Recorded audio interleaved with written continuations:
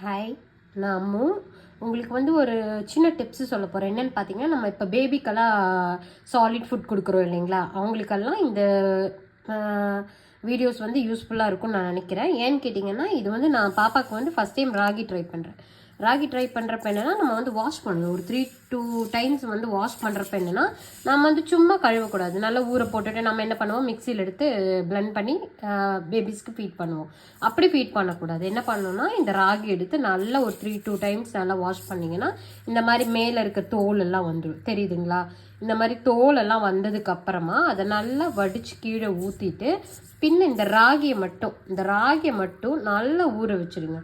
நல்லா நைட் ஃபுல்லாக ஊற வச்சுட்டு இந்த ராகியை எடுத்து மிக்சியில் பிளெண்ட் பண்ணி பாப்பாவுக்கு கொடுத்துட்டு வந்தீங்கன்னா, நல்லா அதோட பால் எடுத்து வடிகட்டி பாப்பாவுக்கு கொடுத்துட்டு வந்தீங்கன்னா, பாப்பா நல்லா ஃபேட் போடுவாங்க, நல்லா ஆக்டிவாக இருப்பாங்க, நல்லா சாப்பிடுவாங்க. அவங்களுக்கு என்னென்னா, இந்த ராகி கொடுக்கறதுல என்ன பெனிஃபிட்னு கேட்டிங்கன்னா, அவங்களுக்கு நல்லா பசி எடுக்கும்.